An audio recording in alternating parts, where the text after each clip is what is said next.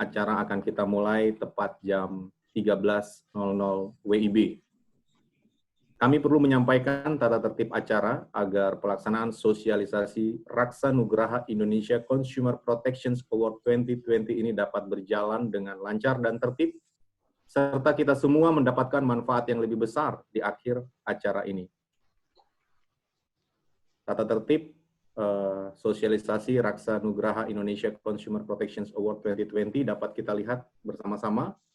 Bapak dan Ibu dapat menggunakan nama pada profil Zoom-nya dengan mengetik nama depan, desk, organisasi atau institusi atau perusahaannya. Contoh, Aditya Desk FEB.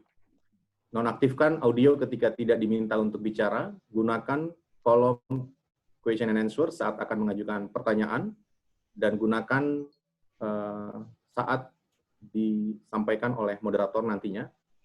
Bapak dan Ibu diharapkan untuk dapat mengisi link evaluasi kegiatan ini yang akan disampaikan melalui kolom chat dan akan ditampilkan juga pada screen. Menjunjung tinggi nilai etika sopan santun dalam mengekspresikan pemikiran dan pendapat. Acara ini merupakan kolaborasi Forum Excellent BUMN dan Badan Perlindungan Konsumen Nasional. Mari kita mengenal lebih dekat satu persatu. Forum Excellent BUMN berdiri sejak tahun 2012, yaitu sebagai organisasi nirlaba yang memiliki misi mendorong implementasi kriteria kinerja excellent, Malcolm Baldrige Criteria for Performance Excellence di lingkungan BUMN. Sebagai mitra Kementerian BUMN yang dapat memberikan saran pemikiran strategik, kajian, masukan, dan rekomendasi kepada Kementerian BUMN dan pihak-pihak lain dalam maupun luar negeri, terutama yang berkaitan dengan pengembangan dan peningkatan kinerja BUMN atas organisasi lainnya. Badan Perlindungan Konsumen Nasional berdasarkan peraturan pemerintah nomor 57 tahun 2001, maka dibentuk Badan Perlindungan Konsumen Nasional, yaitu badan yang dibentuk untuk membantu pengembangan perlindungan konsumen. BPKN mempunyai tugas salah satunya memberikan saran dan rekomendasi kepada pemerintah dalam rangka penyusunan kebijakan di bidang perlindungan konsumen. Bapak dan Ibu, kita akan masuki acara kita. Assalamualaikum warahmatullahi wabarakatuh. Waalaikumsalam. Salam. Salam, salam sejahtera, Om Swastiastu, Namo Buddhaya, salam kebajikan, selamat siang bagi kita semua. Yang kami hormati, Deputi Bidang Sumber Daya Manusia, Teknologi, dan Informasi Kementerian BUMN, Dr. Alex Denny, Ketua Umum Forum Excellent BUMN, Bapak Agung Yunanto, Komisioner Badan Perlindungan Konsumen Nasional, Dr. Insinyur Arif Safari, MBA, Direktur Utama PT Angkasa Pura II Persero, Dr. Insinyur Muhammad Awaludin, MBA, moderator acara hari ini, Bapak Firmanto Kurdi, dan kepada semua Bapak Ibu peserta sosialisasi Raksa Nugraha Indonesian Consumer Protection Award 2020 yang kami hormati. Selamat datang di acara kita bersama dengan tema perlindungan konsumen di tengah pandemi. Saya Dialah Huta Balian akan memandu jalannya acara hari ini. Acara ini bertujuan untuk kita sama-sama menyelaraskan pemahaman serta menggali bagaimana kita mengimplementasikan perspektif kinerja excellent, terutama dalam upaya kita sebagai organisasi meningkatkan kualitas perlindungan konsumen di tengah pandemi. Bapak dan Ibu, demi kelancaran acara hari ini, marilah kita sama-sama menundukkan kepala dan berdoa menurut agama dan kepercayaan masing-masing. Berdoa dimulai.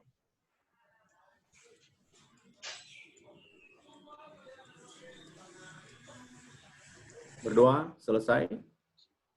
Bapak dan Ibu hadirin yang kami hormati, kita akan mendengar sambutan dari Bapak Agung Yunanto mewakili Forum Excellent BUMN. Beliau adalah Ketua Umum Forum Excellent BUMN. Kepada Bapak Agung Yunanto kami persilahkan. Terima kasih Pak Dialah. Bismillahirrahmanirrahim. Kepada yang terhormat, yang pertama Bapak Alex Denny, Deputi Bidang SDM, Teknologi dan Informasi Kementerian BUMN, yang pada kesempatan kali ini juga berkenan untuk menjadi keynote speaker dalam forum webinar ini. Yang kedua adalah Bapak Arif Safari, Komisioner Badan Perlindungan Konsumen Nasional, BPKN. Juga Bapak Muhammad Awaludin, Direktur Utama PT Angkasa Pura II Persero. Hadir juga pada kesempatan kali ini Bapak Gendut Suprayitno, Chairman IICG, Bapak dan Ibu yang kami muliakan, peserta webinar, juga yang saya banggakan Pak Firmanto sebagai moderator di acara ini. Assalamualaikum warahmatullahi wabarakatuh.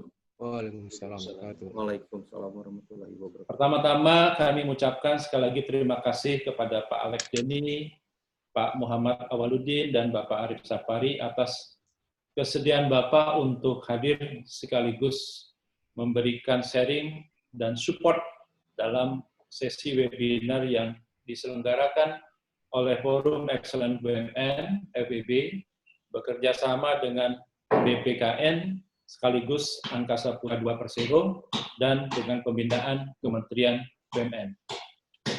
Acara ini diselenggarakan dalam rangka pelaksanaan Raksa Nugraha ICPA 2020 atau Indonesian Consumer Protection Award sesuai dengan diskusi bersama Pak Arif dan rekan-rekan di BKPN. ICPA ini menggunakan Bowrit Excellence Framework atau KPKU, kriteria penilaian kerja unggul, sebagai kriteria penilaiannya. Nah, sebagaimana diketahui, dalam kriteria kinerja unggul kita di BUMN, KPKU, BUMN perlu memenuhi kriteria customer focus, dan sekaligus juga perlu menunjukkan kinerja hasil terkait pelanggan ini secara maksimal dalam rangka meningkatkan daya saing dan keunggulan usahanya. Dalam webinar kali ini kita akan mendapatkan pembelajaran terkait penerapan kriteria tersebut, khususnya dalam kriteria perlindungan pelanggan di tengah pandemi COVID-19. Kami yakin ICPA ini dapat memberikan manfaat, khususnya kepada perusahaan-perusahaan, termasuk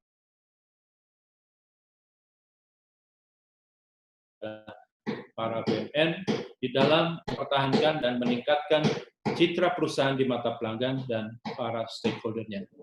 Selamat mengikuti webinar, dan sekali lagi, apresiasi penghargaan setinggi-tingginya dan terima kasih yang setinggi-tingginya atas dukungan dan kehadiran Pak Alex Denny, Pak Arif Safari, dan Bapak Muhammad Awaludin, serta Bapak Ibu semua sebagai peserta acara webinar kali ini. Demikian pengantar dari kami. Wassalamualaikum warahmatullahi wabarakatuh. Waalaikumsalam warahmatullahi wabarakatuh. Terima kasih atas sambutan yang diberikan oleh Pak Agung. Kita berikan aplaus buat Pak Agung. Baik, Bapak dan Ibu hadirin yang kami hormati, tentunya kita semua sudah tidak sabar untuk mendengar paparan dari keynote speaker kita hari ini, dari Bapak Alex Denny. Beliau adalah Deputi Bidang Sumber Daya Manusia, Teknologi, dan Informasi Kementerian BUMN. Kepada Bapak Alex Denny, kami persilahkan. Terima kasih Pak Dialah. Yang saya hormati Pak Arif Safari, Komisioner BPKN, senior saya, mentor saya ini. Pak Agung, Ketua Forum Excellence BUMN, terima kasih sudah menggagas acara ini. Pak Awaludin selaku pembicara, kemudian juga ada Pak Gendut. Selamat siang Pak. Selamat siang Pak. Lama nggak ketemu, dihalangi oleh Mr. atau Mrs. COVID ya kita ya. Baik, ini adalah momen yang sangat baik karena ada kolaborasi yang baik dari BPKN dengan Forum Excellence, termasuk juga sosialisasi Raksa Nugraha Indonesia Consumer Protection Award, yang tentu saja sangat dibutuhkan di era di mana konsumen itu pada saat ini itu galau. Kita mau ke restoran galau, aman nggak? Kita mau berbelanja galau, kita mau ke bioskop galau. Karena itu, kalau ada sistem yang assuring protection kepada consumer, tentu ini juga akan membuat perekonomian bisa lebih bergerak lagi ke depannya. Karena itu seringkali kita berdiskusi sampai kapan pandemik ini akan berlangsung. Ini selalu pertanyaan besar yang coba dijawab, walaupun sampai hari ini tidak seorang pun bisa menjawab dengan pasti. 3 bulankah, 6 bulankah, 18 bulankah, 2 tahunkah? Karena itu saya selalu menyarankan, karena kita tidak bisa memastikan atau memprediksi masa depan itu, lebih baik kita yang create masa depan itu dengan senario. Jadi, when we cannot predict the future, the best way to predict is to create it. Nah, inilah yang coba sebetulnya kita gagas di Kementerian BUMN dengan mencoba menjabarkan possible scenario-nya seperti apa. Dan kalau kita bicara scenario planning, kita ditantang untuk mencari variabel-variabel yang paling uncertain dan paling berpengaruh kepada goal-nya kita. Dan kita melihat variabel yang paling uncertain adalah ketemunya vaksin. Kapan ketemunya vaksin? Akankah kita bisa mengalahkan virus atau the virus is still unbeatable? Jadi ini satu variabel yang sangat tidak pasti, tapi paling berpengaruh kepada goal-nya kita. Variabel kedua adalah seberapa disiplin masyarakat bisa mengikuti protokol-protokol yang sepertinya dianggap sangat melelahkan dan kemudian menjemukan itu. Harus menjaga jarak, tidak ketemu dengan orang tua, tidak salaman, tidak cipika-cipiki, dan seterusnya. Ya, harus pakai masker kalau keluar rumah, cuci tangan sering-sering. Nah, disiplin ini akan juga sangat menentukan pencapaian goal-nya kita. Jadi, semakin disiplin masyarakat, tentu berbeda senarionya dengan masyarakat yang semakin ignorant atau semakin abai. Karena itu, kita menemukan 4 senario dari kuadran-kuadran titik temu antara 2 variabel yang paling uncertain tadi. Ini zona yang paling berbahaya yang tentu kita tidak harapkan terjadi, yaitu senario 1, di mana masyarakatnya abai dan virusnya masih belum bisa dikalahkan. Jadi zona 1 atau senario 1 ini tentu virus bisa menyebar dengan cepat karena kita tidak peduli dengan protokol-protokol, sementara vaksinnya belum ditemukan. Kalau ini dibiarkan, maka sistem rumah sakit bisa breakdown. Kenapa? Karena kapasitasnya tidak sanggup menampung.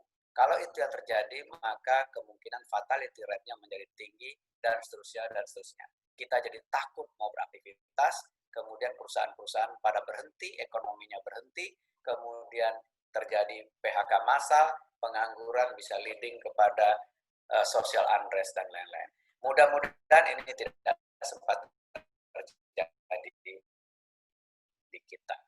Nah, adalah new normal. Senario new normal, senario di mana memang vaksinnya belum ketemu, tetapi perilaku masyarakat sudah bisa diajak untuk disiplin terhadap protokol-protokol. Jika ini dilakukan, maka laju penularannya bisa kita bendung. Kalau laju penularannya bisa kita bendung, maka sistem kesehatan, jika ada yang terinfeksi, itu sanggup menanganinya. Dan ini kemudian akan membuat kita menjadi confidence untuk melakukan tindakan-tindakan ekonomi dengan mencari cara-cara baru, produk-produk baru, solusi baru yang dibutuhkan oleh masyarakat dalam peradaban dan budaya yang baru. So, ini adalah senario new normal yang kita expect kita bisa jalankan dengan baik. Nah, senario 3 adalah senario di mana kita tidak belajar dari pandemik ini. Ya, kami menyebutnya donkey, keledai. Vaksinnya nanti ketemu, tetapi kita perilakunya kembali ke zaman jahiliyah, ya, mau makan pecel lele nggak cuci tangan lagi, kalau udah batuk-batuk nggak pakai masker lagi, dan seterusnya. Kalau itu yang terjadi, berarti kita gagal unlearn, kita gagal relearn dari proses terjadinya pandemik ini. Harusnya, walaupun nanti vaksinnya sudah ketemu, kita tetap sudah terbiasa cuci tangan sering-sering. Kalau ada yang flu pakai masker, ya, kalau ada yang sakit berusaha untuk tidak menularkan kepada orang lain, dan seterusnya, dan seterusnya. Sehingga harapannya adalah senario 4 itu bisa terjadi pada saat vaksinnya ditemukan. Jadi pada saat vaksin ditemukan, perilaku kita sudah jauh lebih healthy dibandingkan sebelumnya, maka harapan hidup manusia bisa jadi lebih panjang dibandingkan sebelumnya. Karena lifestyle kita sudah lebih healthy, sudah lebih safety dibandingkan sebelumnya. Jadi 4 senario ini possible to happen tergantung kepada kita. Dan kami merasa BUMN itu memiliki potensi untuk berkontribusi secara signifikan untuk segera betul-betul mewujudkan senario new normal itu. Kita melihat sebetulnya sebagian besar masyarakat sudah disiplin, tapi masih belum semua, masih ada yang belum. Jadi kalau kita lihat, kita masuk ke new normal, tapi belum penuh masuknya. Karena itu dibutuhkan tuas dari BUMN-BUMN untuk menggerakkan new normal itu betul-betul penuh masuk ke sana. Semua orang disiplin dengan protokol-protokol. Nah, tentu kita berharap kalau vaksinnya ditemukan, maka kita juga menjadi trigger untuk ke harapan hidup yang lebih panjang. Tidak kita harapkan terjadinya second cycles menuju zona yang berbahaya atau bahkan menuju zona yang kita tidak belajar dari apa yang ada sekarang. Jadi bangsa kita sebetulnya sudah sangat baik meresponsnya. Begitu suspek pertama ditemukan, maka pemerintah langsung menyatakan pakai masker bagi yang sakit, cuci tangan, kemudian batasi keluar, jaga jarak, dan lain-lain. Dan itu dengan cepat kemudian kita juga belajar dari kondisi-kondisi itu. Ternyata bukan hanya yang sakit yang harus pakai masker. Semua orang harus pakai masker untuk double protection, baik bagi yang sakit untuk tidak menulari, maupun yang tidak sakit agar tidak tertular. Jadi kita belajar dengan cepat masuk ke senario itu. Nah, pertanyaannya, di dalam senario new normal, takes two to tango. Masyarakat harus disiplin, dan dunia usaha harus kreatif, harus inovatif, mencari cara-cara baru, mencari produk baru, dan mencari solusi-solusi baru. Karena peradabannya memang berbeda. New normal bukanlah previous normal, bukanlah old normal. Ya, contoh yang paling gampang adalah bagaimana 9/11 membuat kehidupan new normal terjadi. Masuk hotel sekarang kita pintu mobil dibuka, anjing pelacak cium-cium mobil kita, dan lain-lain. Ke bandara kita harus buka gesper, padahal sebelumnya itu tidak dilakukan. Jadi normal baru adalah perilaku baru yang sebelumnya tidak dilakukan. Apa itu perilaku baru? Ya kita masih menjadi lebih sering cuci tangan, kita menjadi lebih sering pakai masker kalau mau ketemu orang, dan kita lebih sering menjaga jarak untuk tidak terlalu berdekatan dengan orang lain. Ini adalah perilaku normal baru yang harusnya ini akan berlangsung terus perilaku itu. Jadi jangan sampai nanti vaksinnya sudah ada, orang batuk, kemudian tidak lagi pakai masker, ya. Kemudian kita kembali ke zaman berikutnya sebelumnya. Nah, Forum Excellence BUMN menurut kami sudah dengan persisten mendorong BUMN untuk menerapkan business excellence yang melakukan dengan membenchmark Malcolm Baldrige Quality Award. Jadi sebetulnya dalam konteks business excellence framework, di sana kita sudah dituntut untuk selalu mencari cara-cara baru kok, ya, melakukan improvement, kemudian mengukur hasilnya, kemudian memperbaiki lagi, mencari benchmark, dan mencari lagi sesuatu yang baru, dan lain-lain. Jadi sebetulnya framework dari BUMN yang mengadopsi MBNKA di dalam business excellence framework kita, itu sebetulnya sudah nggak ada yang aneh. Makanya saya katakan, saya beberapa kali diberi kepercayaan menjadi Chief Transformation Officer, saya bilang sulit sekali mentransformasi ini, ya. Padahal tidak harus menunggu terjadinya pandemik kita bertransformasi. Dan sekali lagi, kalau kita ambil sisi baik dari COVID-19, menunjukkan kepada kita bahwa kita bisa kok bertransformasi dengan cepat, ya, asal ada triggernya tuh. Jadi triggernya adalah ternyata COVID jauh lebih jago menjadi Chief Transformation daripada kita. Nah,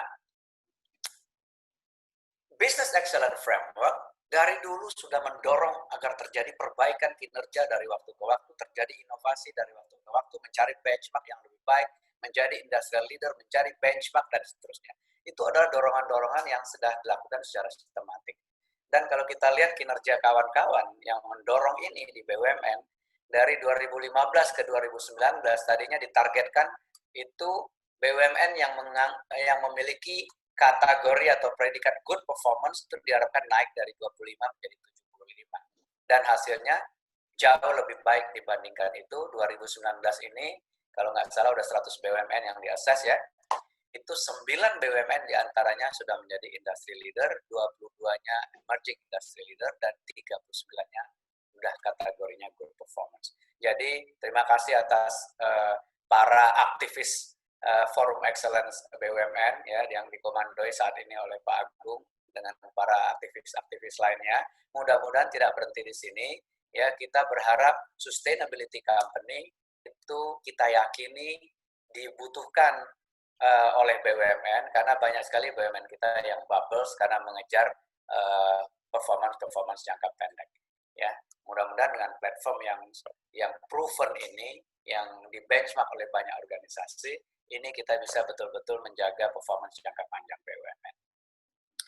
Nah, hari ini Pak Arief akan sosialisasi ke kita anugerah Raksa Nugraha ya, Indonesian Customer Protection Award yang digagas oleh BPKN, yang juga ternyata mengambil platformnya atau frameworknya dari MBNK. Jadi mestinya buat BUMN nggak ada yang baru, mudah-mudahan kawan-kawan bisa berpartisipasi langsung tanpa harus mengadjust lagi framework pelaporannya, dan mudah-mudahan semakin banyak BUMN yang berpartisipasi, ini juga akan menggairahkan pasar secara keseluruhan, karena however 30% perekonomian kita ini digerakkan oleh BUMN secara langsung ataupun tidak langsung. Jadi mudah-mudahan ini bisa menjadi trigger untuk membangkitkan kembali kepercayaan konsumen kepada dunia usaha, khususnya BUMN, dan pada umumnya dunia usaha di Indonesia. Saya kira itu sedikit pengantar. Terima kasih Pak Arief yang sudah melakukan inisiatif ini, Pak Agung yang sudah menyambut dengan baik. Mudah-mudahan sinergi ini bisa memberikan yang terbaik karena BUMN itu untuk Indonesia. Terima kasih. Selamat siang. Assalamualaikum warahmatullahi wabarakatuh. Waalaikumsalam warahmatullahi wabarakatuh. Terima kasih atas paparan yang disampaikan oleh Pak Alex Denny. Sebuah pesan yang sangat kuat agar bagaimana supaya BUMN dan juga organisasi-organisasi yang hadir pada forum hari ini dapat menjadi influencer di tengah era new normal, menggerakkan pasar, menggerakkan ekonomi, khususnya lebih memberikan perhatian kepada konsumen. Kita berikan aplaus buat Pak Alex Denny atas pemaparannya. Baik, sebagai bentuk apresiasi kepada Bapak Alex Denny, Forum Excellent BUMN memberikan token apresiasi kepada Bapak yang akan disampaikan oleh Ketua Umum FEB. Kepada Pak Agung kami persilahkan. Baik, terima kasih Pak Diala sebagai bentuk apresiasi kami kepada Pak Alex yang telah memberikan inspirasi yang luar biasa kepada kita semua, terutama untuk tetap konsisten menegakkan protokol new normal ke depan ini, sekaligus juga mendorong setiap BUMN untuk bisa menerapkan perlindungan terhadap para konsumennya. Kami dari Forum BUMN ingin memberikan token apresiasi, Pak. Mudah-mudahan Bapak bisa menerima salah satu apresiasi yang sederhana ini dari kami, dan mudah-mudahan tetap menginspirasi seluruh BUMN, menginspirasi Indonesia dalam konteks SDM, teknologi, dan informasi, dan khususnya di bidang Business Excellence Framework ini atau KPKO. Terima kasih Pak Alex atas dukungan Bapak dan support Bapak dan arahan Bapak. Insya Allah kami akan tindak lanjuti pandangan-pandangan yang telah Bapak sampaikan. Terima kasih Pak. Terima kasih Pak Agung. Ini kayaknya new normal juga nih. Token appreciation-nya kita bisa lihat secara virtual ya kemudian. Betul Pak. Terima kasih. Very good. Terima kasih Pak. Pak izin saya 1:30 ada meeting lagi Pak. Saya mungkin nggak ikut sampai selesai Pak Arief. Terima kasih Pak Arief. Terima kasih Pak Alex. Terima kasih Pak Alex. Terima kasih Pak Agung. Iya Pak. Terima kasih Pak. Baik, terima kasih Pak Alex Denny dan juga Pak Agung Yunanto. Selanjutnya, Bapak dan Ibu hadirin yang kami hormati, acara hari ini sangat relevan dengan situasi hari ini, seperti yang disampaikan oleh Pak Alex Denny tadi. Kita menghadapi tantangan pandemi COVID-19. Kurang lebih dalam 4 bulan ini, kita telah melakukan berbagai upaya untuk bersatu padu, gotong royong, mengatasi dampak pandemi COVID-19. saat ini kita semua memasuki era kelaziman baru atau new normal.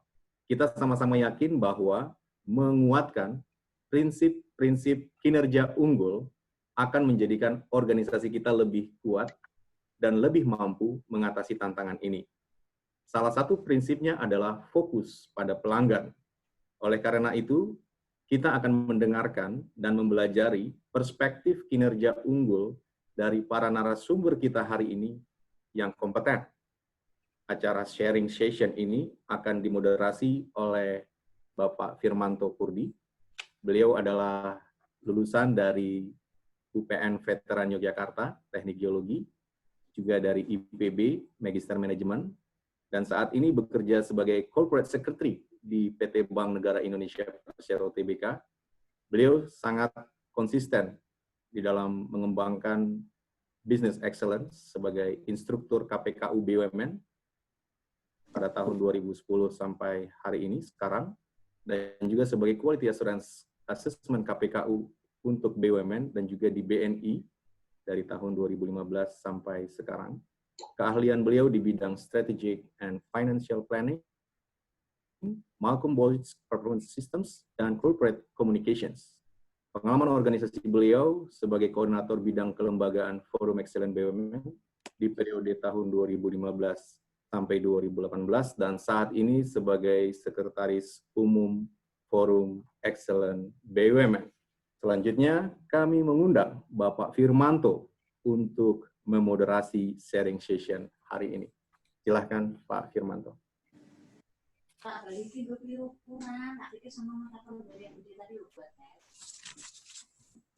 Baik, terima kasih banyak Pak Dialah. Bismillahirrahmanirrahim. Assalamualaikum warahmatullahi wabarakatuh. Waalaikumsalam. Kenalkan, saya Firmanto Purdi yang akan memandu acara ini, yaitu FEB Collaboration for Excellence pada siang hari ini. Alhamdulillah hari ini Selasa 7 Juli 2020, kita dapat berjumpa secara online untuk mengikuti Collaboration for Excellence dengan dua pembicara yang luar biasa ya.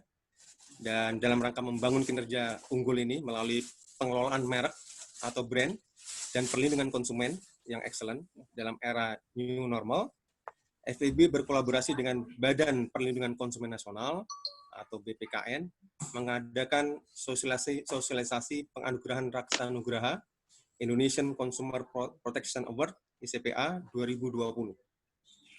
Hadir bersama kita di sini yaitu pertama Bapak Arif Safari, Komisioner Badan Perlindungan Konsumen Nasional BPKN. Oke. CV beliau saya baca sebagian saja karena sangat banyak sekali ini. Pertama adalah beliau ini adalah Senior Advisor Fortia Strategic Partner, kemudian Senior Research Team Indonesian Institute for Corporate Governance, dosen Institut Teknologi dan Bisnis Ahmad Dahlan dan Sekolah Bisnis IPB, lebih dari 18 tahun bekerja di Skovindo Persero dengan posisi terakhir adalah Direktur Utama, dan saat ini adalah Komisioner BPKN Perlindungan Konsumen Nasional. Alhamdulillah kita dengan bangga dengan kehadiran Bapak Arif Safari ini. Kemudian yang kedua narasumber kita yaitu Bapak Muhammad Awaludin. Oke. Bapak Muhammad Awaludin ini sebagai Presiden Direktur di PT Infomedia Nusantara tahun 2010 hingga 2012. Kemudian 2012 sampai 2016 adalah Director of Enterprise and Business Service. 2016 sampai dengan September 2016 juga, ini CEO of Enterprise Business. Kemudian sampai dengan saat ini, 2016, dan sampai dengan saat ini adalah Presiden Direktur PT Angkasa Pura II. Bapak sekalian, Sobat Excellent yang saya hormati, Collaboration for Excellence merupakan salah satu bentuk kegiatan yang diselenggarakan oleh FEB. Selain itu, ada webinar FEB, Sharing on Excellence, kemudian Business Excellence Virtual Cafe, dan bedah buku. Dan satu lagi adalah program yang sangat menginspirasi, yaitu Global Business Excellence Conversation. Tujuan daripada beragam kegiatan tersebut adalah agar FEB sebagai influencer digital collaboration in the new normal bisa ikut berperan dalam meningkatkan kompetensi dan produktivitas kinerja, serta sekaligus bentuk kontribusi FEB dalam meningkatkan budaya e-learning yang telah menjadi sebuah keniscayaan. Baiklah, Bapak sekalian, untuk tertibnya acara ini, dalam Collaboration for Excellence ini, pertanyaan Sobat Excellent dapat disampaikan melalui kolom Q&A dengan menyebutkan nama dan asal perusahaan, organisasi, ataupun institusi. Sekaligus kalian, Sobat Excellent, rasanya kita sudah tidak sabar lagi untuk mendengarkan paparan dari para narasumber. Untuk pertama, kita minta waktunya Bapak Arif Safari. Silakan, bisa dimulai, Pak. Baik, terima kasih Pak Firmanto sebagai moderator. Barangkali izinkan saya pertama-tama ingin mengucapkan terima kasih kepada Forum Excellent BUMN, Pak Agung dan Pak Firmanto ini yang sudah berkenan untuk berkolaborasi dengan kami di Badan Perlindungan Konsumen Nasional, serta tentunya dari Kementerian BUMN juga, yang akhirnya acara ini bisa terselenggara dengan baik. Yang saya hormati Pak Alex Denny sebagai Deputi Kementerian BUMN. Sebetulnya beliau yang jadi senior saya nih, sebagai guru saya terkait masalah mutu. Ya. Beliau yang ngajari saya sebetulnya tentang MBNK pertama kali, waktu kami sama-sama sekolah di PT Sukovindo dulu. Kedua juga Pak Agung yang saya hormati sebagai Ketua Forum Excellent BUMN. Ini tetangga rumah yang ketemunya justru malah di webinar. Dan juga yang saya hormati Pak Muhammad Awaludin, Dirut AP2, dan semua peserta yang saya hormati. Barangkali sebelum saya masuk ke dalam materi tentang Raksanugraha Indonesian Consumer Protection Award, izinkan saya nanti akan coba menjabarkan kira-kira sekilas tentang apa sih itu namanya perlindungan konsumen, sehingga Bapak Ibu bisa paham sebetulnya makna daripada perlindungan konsumen yang akhirnya menjadi dasar kami pada saat mengembangkan Raksanugraha Indonesian Consumer Protection Award. Bapak Ibu yang saya hormati, barangkali terngiang di antara kita beberapa kejadian-kejadian yang sebetulnya itu sebagai contoh pelanggaran daripada perlindungan konsumen.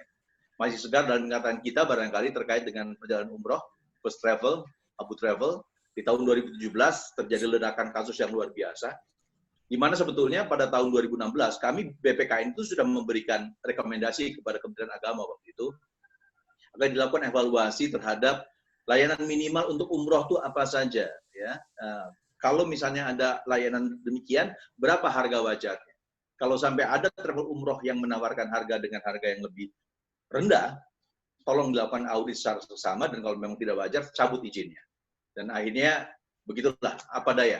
Tidak dilakukan, rekomendasi tidak dijalankan, akhirnya meledaklah kasus itu di tahun 2017, dan sampai sekarang terjadi.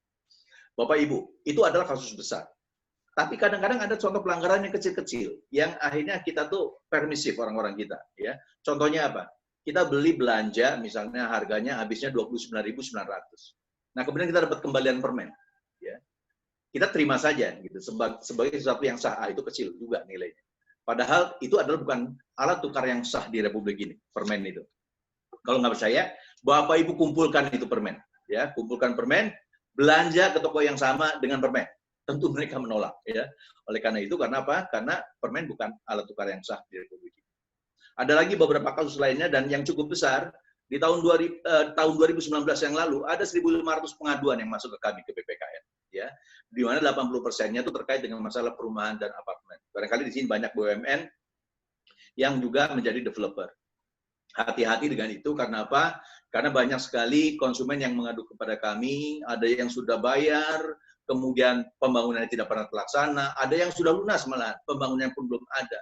Ada yang sudah lunas, kemudian sertifikatnya tidak keluar, bahkan akte jual belinya pun tidak pernah dilaksanakan. Ini adalah keluhan-keluhan yang terjadi, yang menjadi contoh pelanggaran perlindungan konsumen yang masih terjadi di Indonesia. Padahal kalau kita lihat, sebetulnya kita sudah punya Undang-Undang Perlindungan Konsumen, yaitu Undang-Undang Perlindungan Konsumen nomor 8 tahun 1999, di mana ini mengatur tentang hak dan kewajiban dari konsumen maupun pelaku usaha, serta mengatur dari sistem kelembagaannya, ya. Serta mengatakan kalau ada ganti rugi, seperti apa ganti rugi, sanksi-sanksinya seperti apa. Itu diatur dalam Undang-Undang nomor 8 tahun 99, Undang-Undang PK. Namun, sebagai gambaran umum barangkali, Bapak Ibu sebetulnya bisa menggunakan undang-undang ini sebagai dasar persengketaan apabila Bapak Ibu menjadi konsumen akhir, syarat pertama. Jadi kalau Bapak Ibu membeli barang itu kemudian untuk dikonsumsi untuk Bapak Ibu atau keluarga Bapak Ibu, nah, itu Bapak bisa menggunakan dasar Undang-Undang 8 ini. Namun apabila Bapak menjual barang ini kepada pihak yang lain, maka Bapak tidak bisa menggunakan undang-undang ini. Bapak harus menggunakan undang-undang perdata. Ya. Nah, yang kedua, ganti rugi yang dimungkinkan apabila Bapak Ibu bersengketa dengan undang-undang ini adalah ganti rugi yang sifatnya material. Katakan kalau Bapak Ibu membeli komputer, kemudian ternyata rusak, hard disknya datanya hilang, padahal di dalamnya ada data penelitian, data-data penting yang lainnya. Yang dimungkinkan untuk mendapatkan penggantian berdasarkan undang-undang ini adalah seharga komputernya. Sedangkan harga data-data yang mungkin nilainya jauh lebih besar daripada harga komputernya, itu tidak bisa digantikan. Kemudian yang ketiga, ya, pelaku usahanya siapa saja yang bisa disengketakan, yaitu dari mulai perorangan, dari badan hukum, BUMN atau BUMD, ya. Dan yang terakhir, objeknya itu adalah objek yang legal. Jadi kalau Bapak Ibu katakan beli handphone selundupan yang ilegal, maka tidak bisa menggunakan undang-undang ini sebagai dasar persengketaannya. Ini adalah sekilas tentang Undang-Undang Perlindungan Konsumen Nomor 8. Lalu bagaimana pemerintah dalam undang-undang ini mengatur kelembagaannya? Tentu dalam suatu transaksi itu ada yang namanya konsumen, ada yang namanya pelaku usaha. Dalam undang-undang ini diatur hak dan kewajiban konsumen maupun pelaku usaha. Nah, kemudian pemerintah dalam hal ini adalah kementerian di pusat ya maupun lembaga atau pemerintah daerah ya.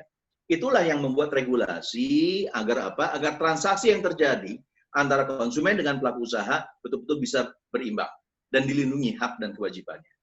Namun demikian, sebagaimana saya contoh sampaikan di atas tadi, masih terjadi berbagai macam insiden ya terkait dengan perlindungan konsumen yang ada. Ya. Apabila hal itu terjadi, maka Bapak Ibu sebagai konsumen akan bisa minta bantuan, advokasi, pendampingan dari namanya Lembaga Perlindungan Konsumen Swadaya Masyarakat, LPKSM. Contohnya adalah YLKI, itu LPKSM tertua, bahkan lahirnya lebih dulu dibandingkan dengan BPKN. Ya. Itu adalah LPKSM. Untuk nanti LPKSM bersama-sama dengan Bapak, coba menyelesaikannya dengan pihak pelaku usaha. Namun apabila tidak ada resolusi, maka Bapak Ibu bisa namanya bersengketa. Persengketaan ini Bapak bisa selesaikan dengan cara melalui ke pengadilan umum, pengadilan negeri secara litigasi, atau juga ada opsi melalui non-litigasi, yaitu melalui Badan Penyelesaian Sengketa Konsumen atau BPSK yang ada di kabupaten kota. Nah, di sini sifatnya adalah non-litigasi. Nah, lalu BPKN perannya di mana? Kami perannya di atas untuk melihat, Pak, apakah sistem perlindungan konsumen yang diatur dalam undang-undang ini efektif dan optimal. Apabila kurang efektif, maka kami akan memberikan berbagai macam saran, pertimbangan, dan juga rekomendasi kepada kementerian lembaga ataupun kepada Pemda agar apa? Agar katakan bisa merubah nanti, apakah membuat norma standar prosedur kriteria yang baru atau menambah masalah pengawasannya. Ini adalah masukan-masukan yang diberikan oleh BPKN. Bapak Ibu yang saya hormati, sekali lagi BPKN itu sebenarnya dibentuk oleh Undang-Undang Nomor 8 Tahun 99. Kami ini adalah lembaga di bawah Presiden yang fungsi utamanya sekali lagi adalah memberikan saran dan pertimbangan kepada pemerintah dalam upaya mengembangkan perlindungan konsumen di Indonesia. Ada 5 unsur dalam BPKN. Yang pertama ada pemerintah, yang kedua pelaku usaha, yang ketiga ada unsur konsumen diwakili oleh LPKSM. Ada juga akademisi dan terakhir ada tenaga ahli. Bapak Ibu yang saya hormati, barangkali saya akan coba sedikit ceritakan tentang apa sih hak dan kewajiban konsumen itu, sehingga Bapak Ibu paham mengenai hak dan kewajibannya. Bapak Ibu, di dalam Undang-Undang PK 899 ini diatur dari hulu hilir. Selama proses pembelian sampai dengan konsumen itu mengkonsumsi, itu diatur. Dari mulai awal, konsumen memerlukan informasi, maka konsumen punya hak. Pokoknya informasi yang jelas, jujur, dan benar. Ya. Jadi kalau misalnya katakan ada berbagai macam sekarang ini ya, ada klaim produknya bisa menyembuhkan COVID-19, kalungnya bisa membunuh virus COVID-19. Nah itu tidak sembarangan, karena hak konsumen untuk mendapatkan informasi yang jelas, jujur, dan benar. Apakah betul ya apa yang diklaim tersebut sudah ada bukti medisnya, sudah ada bukti-bukti dukungan mengenai percobaan kepada manusia dan lain-lain. Ya itu yang harus dibuktikan. Ya. Kemudian ada hak berikutnya. dalam memilih barang. Konsumen punya hak untuk memilih barang sesuai dengan nilai tukarnya. Bapak Ibu, di era pandemi COVID, kalau kita masih ingat, pada saat awal-awal, itu harga masker naik gila-gilaan. Ya. Sampai berkali-kali lipat. Di Pramuka itu sampai 10 kali lipat. Ya. Nah, ini terjadi yang namanya price gouging. Ya. Hak konsumen untuk mendapatkan sesuai dengan nilai tukarnya. Kalau 10 kali lipat kayaknya tidak wajar. Oleh karena itu, kita perlu apresiasi. Contoh yang bagus, misalnya Kimia Farma. Dengan menjual masker dengan harga yang cukup wajar walaupun dijata, tapi itu cukup baik, ya sangat membantu, ya. Nah, ini kita perlu apresiasi. Contoh yang lain, misalnya hak konsumen untuk mendapatkan pelayanan yang baik, jelas, jujur, dan tidak diskriminatif. Banyak sekali di era kondisi pandemi COVID ini, perusahaan-perusahaan swasta itu yang melakukan home delivery, membantu kepada konsumen supaya tidak repot keluar rumah, malah diantar ke rumah. Barangkali beberapa BUMN juga sudah melakukan hal tersebut. Ada hak lainnya, yaitu hak untuk aman dalam mengkonsumsi dan nyaman serta selamat mengkonsumsi produk maupun jasanya. Artinya apa? Dengan kondisi pandemi COVID-19, kita sadari terjadi shifting dari transaksi offline menjadi transaksi online. Nah, tentunya dengan transaksi online, perlu hati-hati, perlu dijaga data-data dari para konsumen yang masuk melalui online tadi, transaksi online. Jangan sampai datanya bisa diretas, kemudian diperjualbelikan di pasar gelap. Ya. Bapak Ibu, kalaupun Bapak Ibu nanti menjual dengan cara transaksinya adalah offline, tolong mesti dijaga. Ya. Itu yang namanya jaga jarak, mesti pakai masker, disiapkan hand sanitizer segala rupa. Ya. Juga mungkin menyiapkan pembayaran secara online. Itu adalah pemenuhan terhadap hak-hak konsumen, agar mereka bisa aman, nyaman, dan selamat dalam mengkonsumsi produk dan jasa. Ada hak lainnya dari konsumen, yaitu apabila ternyata tidak sesuai dengan apa yang diharapkan atau dijanjikan, bisa komplain. Ya. Nah, pelaku usaha juga wajib untuk mendengarkan keluhan dan menanggapinya. Ya. Komplain-komplain ini misalnya, contoh BNI, di phone bankingnya membuat pelayanan 24 jam. Kapan saja Bapak Ibu keluhan pelanggan bisa langsung kontak. Dan itu bisa diklarifikasi dan diselesaikan dengan baik. Nah, selain itu juga ada hak untuk advokasi. Bapak Ibu, konsumen punya hak apabila ternyata tadi yang saya sampaikan ada hak-haknya kelihatan dilanggar, maka bisa didampingi. Ya. Nah, ini ada salah contoh yang baik juga, ada advokasi dan penyelesaian sengketa yang secara patut. Misalnya PLN, ya. Selama masa pandemi, kemarin ada kasus yang ramai itu adalah bahwa kemudian tagihan listriknya melonjak tajam. Dan kita apresiasi PLN memberikan relaksasi ya kepada konsumen untuk bisa mencicil 3 bulan ke depan.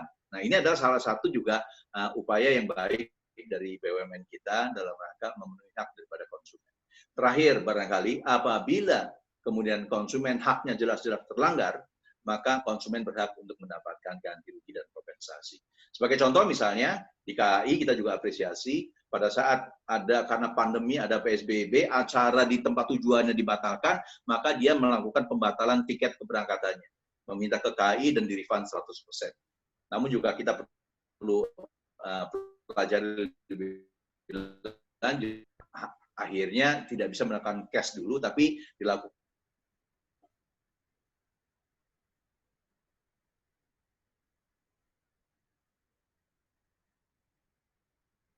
ya, ini juga sebagai pertimbangan yang ada. Sekali lagi, selain hak, juga ada kewajiban sebagai konsumen diatur. Pertama, harus memiliki etikat baik.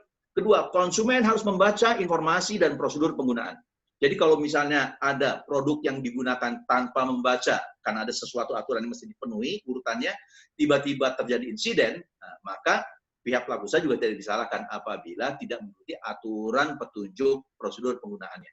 Ya, ini adalah tanggung jawab daripada si pihak konsumen. Kemudian juga ada kewajiban untuk membayar sesuai harga yang diperjanjikan. Itu adalah kewajiban konsumen. Jangan sudah nyicil motor, kemudian motornya sudah dapat, cicilannya ntar sok, nggak bayar-bayar. Itu juga, itu salah itu sebagai konsumen. Berikutnya juga ada mengikuti upaya penyelesaian hukum secara patut. Nah, lalu apa hak dan kewajiban sebagai pelaku usaha? Hak dan kewajiban pelaku usaha sebetulnya adalah mirroring daripada hak dan kewajiban konsumen. Sebagai contoh misalnya, tadi konsumen punya hak untuk mendapatkan informasi yang jelas, jujur, dan benar. Nah, sebagai pelaku usaha, wajib untuk memberikan informasi yang jelas, jujur, dan benar. Itu adalah kewajiban pelaku usaha.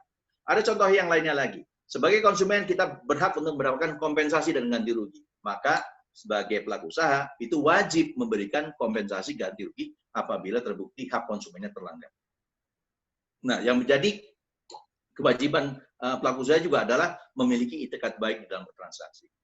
Kewajiban yang hak yang ke pelaku usaha yang lainnya adalah pertama, misalnya contoh tadi konsumen wajib membayar sesuai harga. Maka ini menjadi hak daripada pelaku usaha.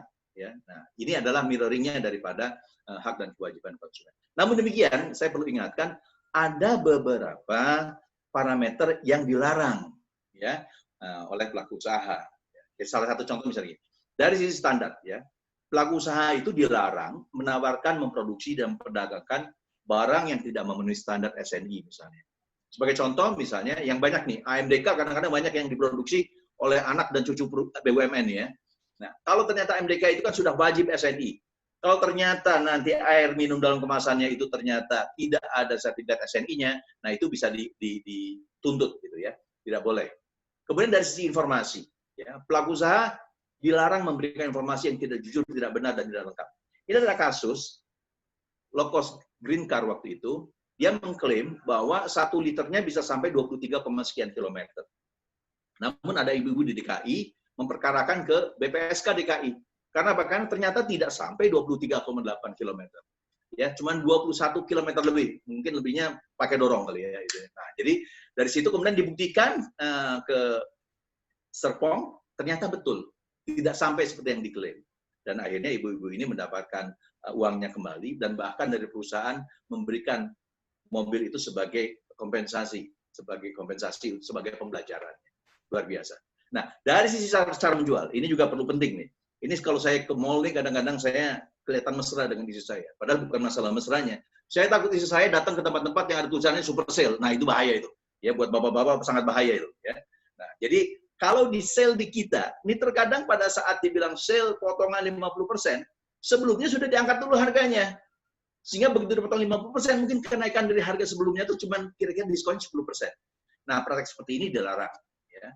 Ada larangan lagi buat pelaku usaha yang lainnya dari segi cedera janji. Ya.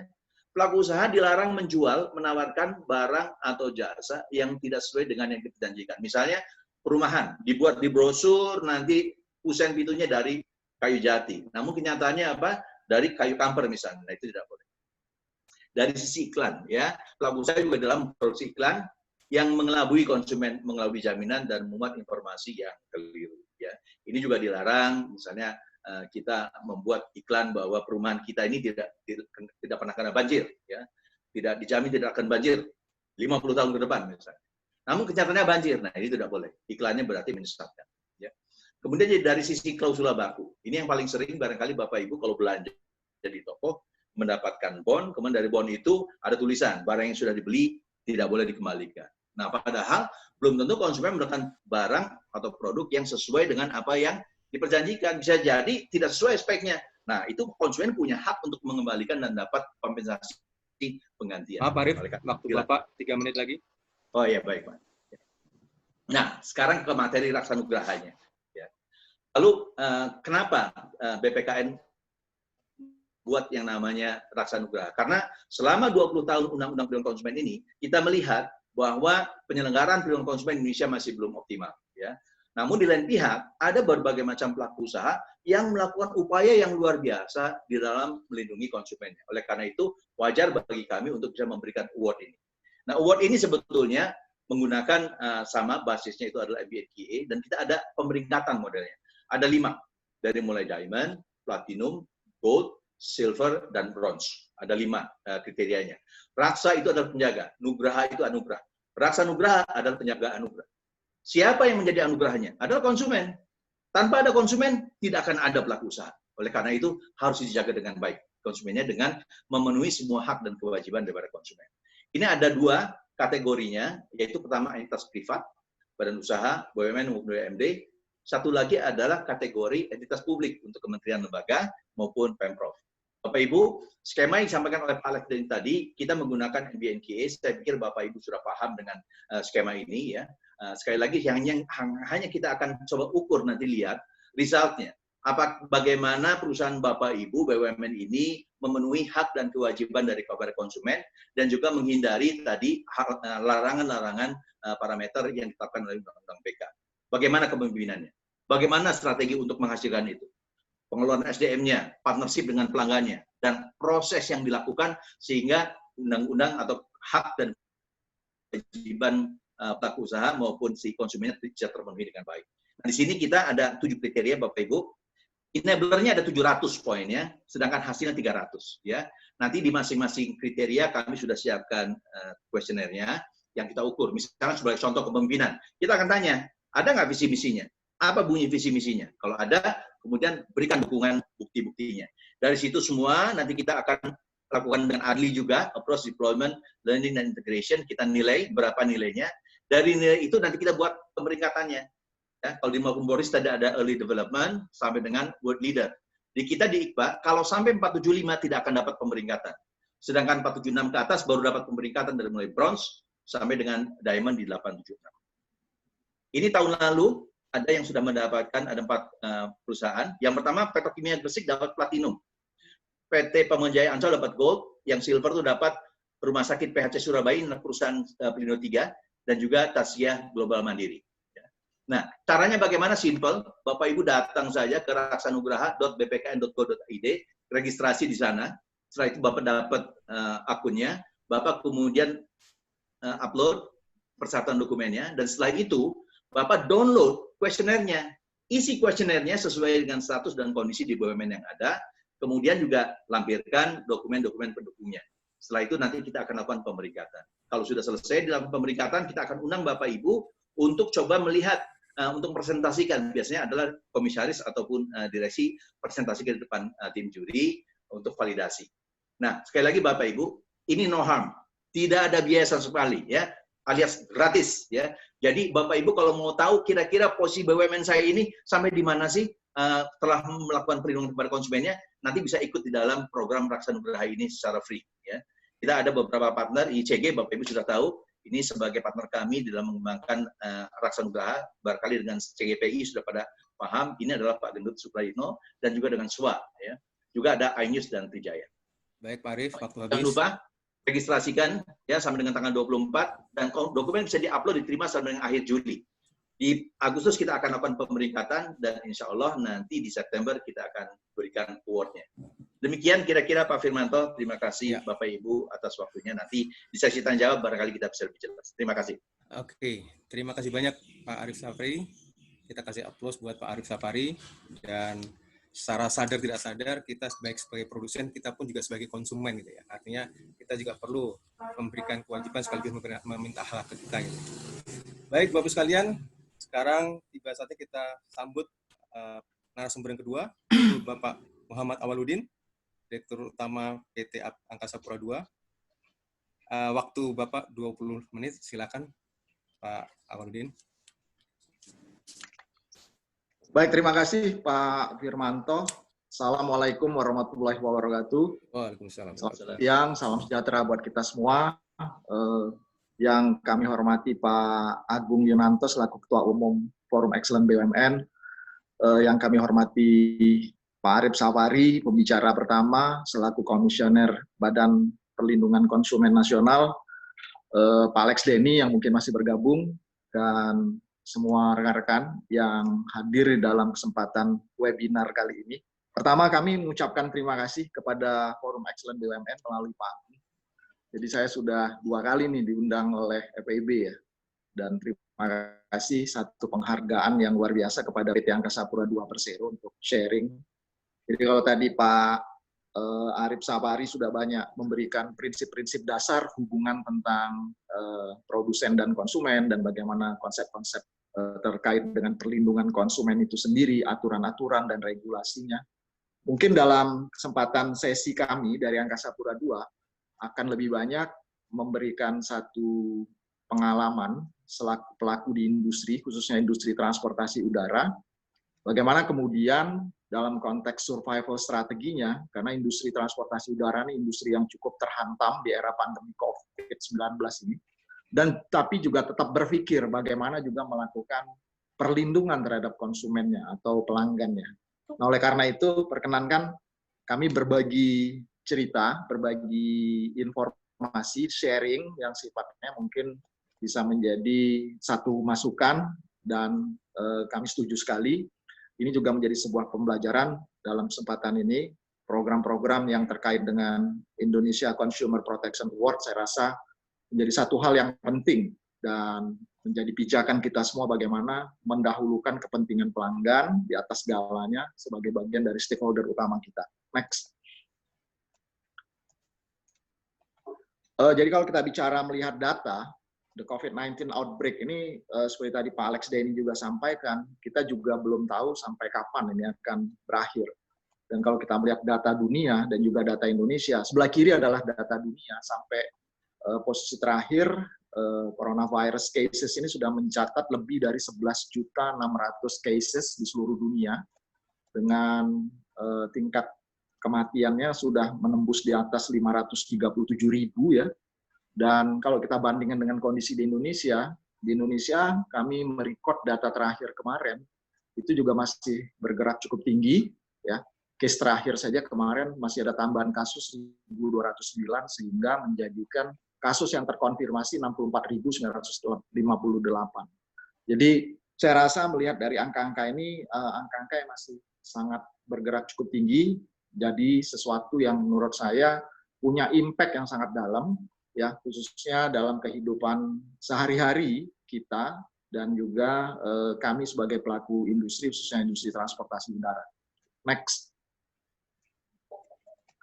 Nah, ada data dari IQ, Air Transport Reporting, yang kemudian selalu mengupdate situasi ini. Secara umum, traffic passengers dalam periode setelah terjadinya COVID-19 pandemic ini terjadi penurunan dari apa yang disebut dengan total passengers. Secara industri di dunia melorot atau turun sampai 35% negatif dan 65% negatif. Ini angka yang sangat cukup dalam. Jadi kalau kita bandingkan dengan sejak tahun 1945, jadi kurang lebih hampir 75 tahun perjalanan, pandemic COVID-19 ini adalah angka yang tertinggi. Jadi pernah beberapa tahun atau puluh tahun sebelumnya oil crisis, kemudian juga ada perang Irak-Iran, ada juga perang Teluk, ya. Kemudian ada Asian crisis, juga pernah ada wabah SARS, juga terjadinya krisis keuangan dunia tahun 2008 sampai 2009, tapi tidak setinggi yang terjadi pada saat hari ini COVID-19 pandemic ini menghantam industri transportasi udara. Prediksi dari ICAO di tahun 2020 ini akan terjadi kurang lebih penurunan atau kehilangan number of passengers itu hampir mendekati 4,7 miliar traffic passengers. Jadi angka ini sangat dalam, angka yang sangat besar, sehingga bagi industri transportasi udara, tidak hanya di Indonesia, tidak hanya secara regional, tapi juga case ini terjadi untuk skala global. Next. Nah, bagaimana terjadi kondisi yang sama ini di Indonesia? Kami dari Angkasa Pura II, pengelola 19 operator bandar udara, saya mengambil data dari periode 1 Juni sampai dengan 30 Juni untuk bandara di Angkasa Pura II. Jadi kalau kita lihat ini periode kurang lebih 4 bulan ya, persis 4 bulan. Kenapa kita ambil sejak Maret?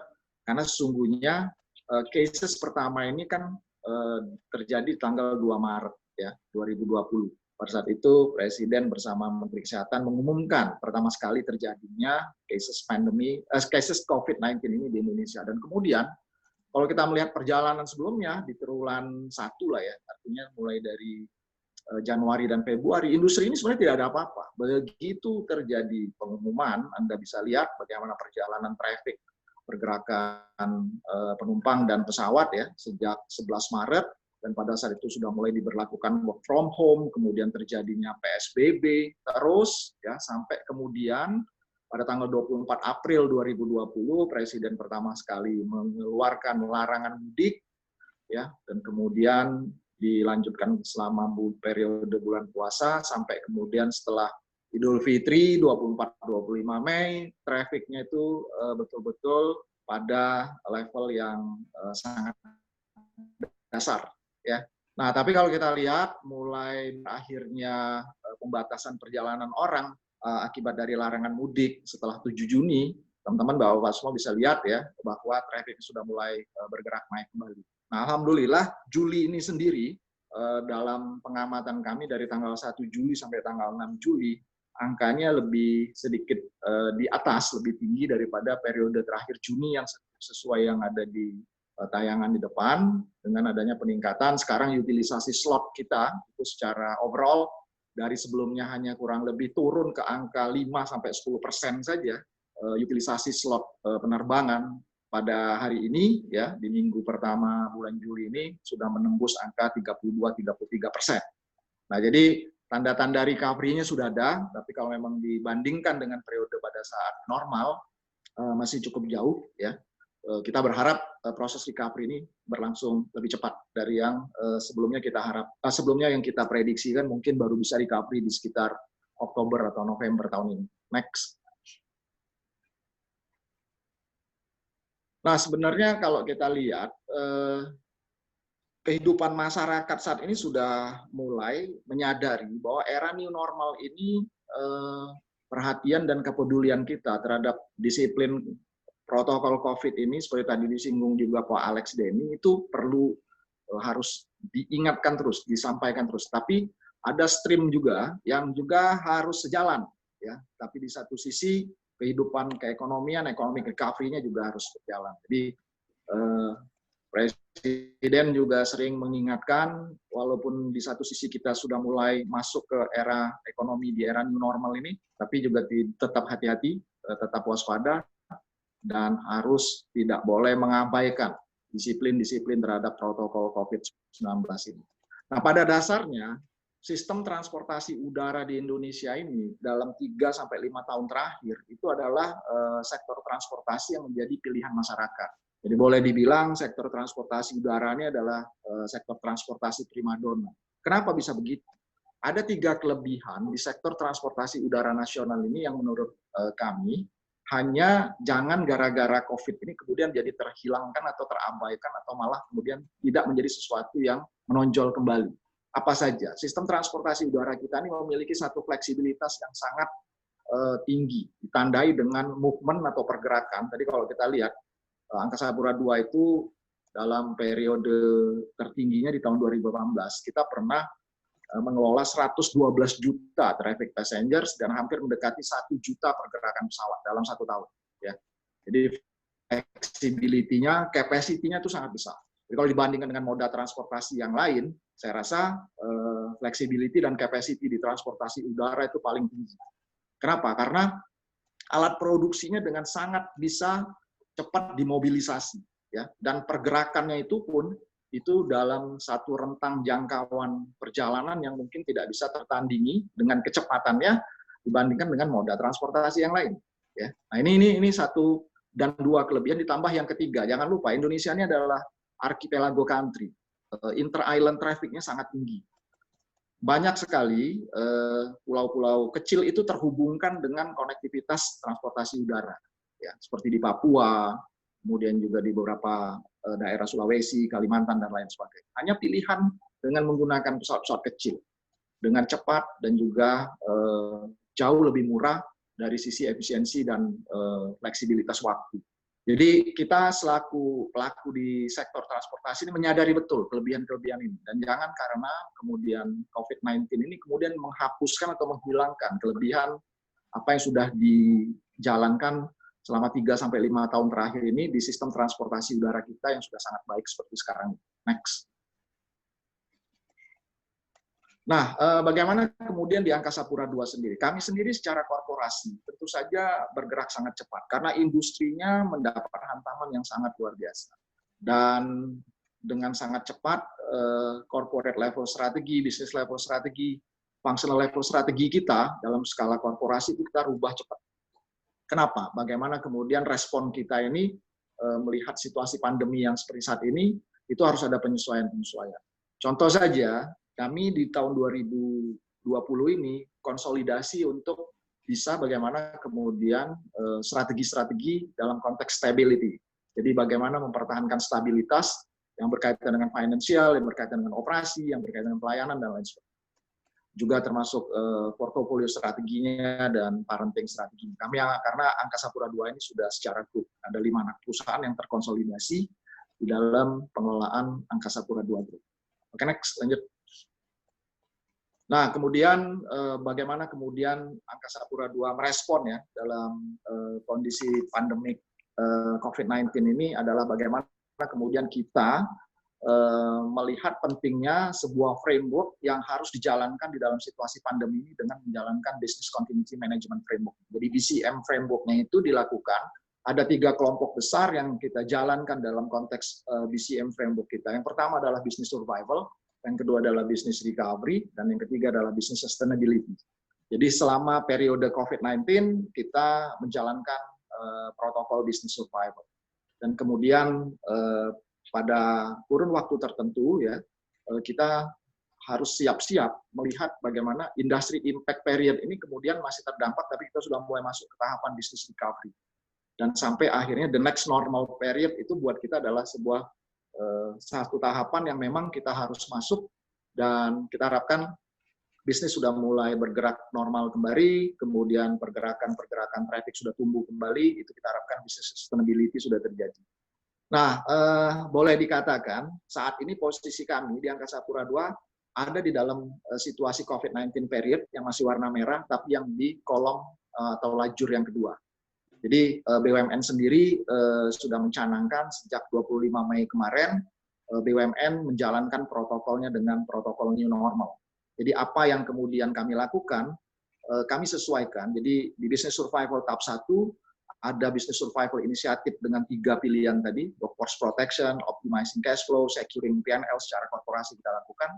Dan kemudian sejak tanggal 25 Mei sampai dengan hari ini, sejalan dengan surat menteri BUMN tanggal 13 Mei, kami menjalankan protokol new normal secara pengelolaan korporasi. Jadi ada 3 prioritas di situ, bicara tentang human capital and culture management, kemudian proses and technology innovation, dan external relation, serta stakeholder management. Jadi pendekatan-pendekatan BUMN masuk ke era new normal itu kita rumuskan dalam satu kesatuan framework business continuity management yang seperti sebelum tadi saya sampaikan. Nah, kita sudah siap-siap di fase kolom biru dan kolom hijau pada saat periodenya sudah kita nyatakan kita siap untuk masuk langsung bagaimana melakukan recovery dan masuk ke fase sustainability secara cepat. Next.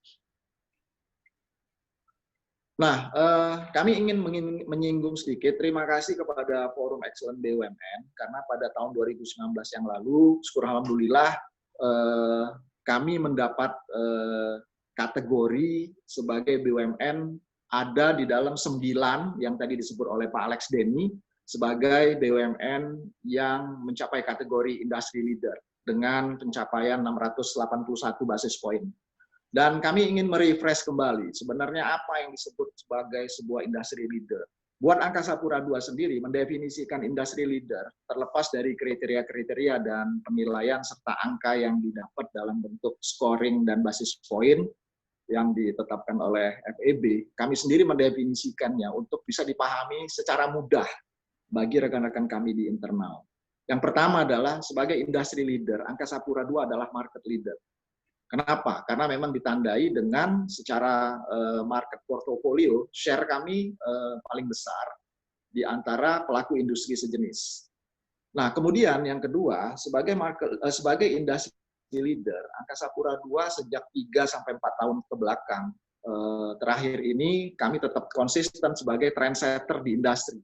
Industrinya industri apa? Industrinya tentu saja industri kebandarudaraan, airport industry. Bagaimana kemudian konsep-konsep transformasi tentang conventional airport yang dibawa ke dalam konsep smart airport. Hari ini kita sudah mulai memperkaya konsep smart airport menjadi konsep airport 4.0. Airport yang berbasis era industri 4.0. Nah, ini yang kemudian alhamdulillah banyak sekali hal-hal yang kita dorong dengan kegiatan-kegiatan, inovasi-inovasi yang baru, konsep-konsep baru, dengan berani kita mencoba, walaupun juga tidak semua hal yang kita coba adalah sesuatu yang harus kita implementasikan semua, karena banyak yang kita evaluasi, yang efektif kita teruskan, yang kurang efektif kita evaluasi untuk kita perbaiki, dan lain sebagainya. Nah, yang terakhir, sebagai industry leader, kami memberanikan diri untuk terus menjadi innovation leader di sektor ini. Kenapa? Karena memang industri transportasi udara ini adalah butuh banyak inovasi, baik dalam konteks operation modelingnya, baik dalam konteks service modelingnya maupun business modelingnya.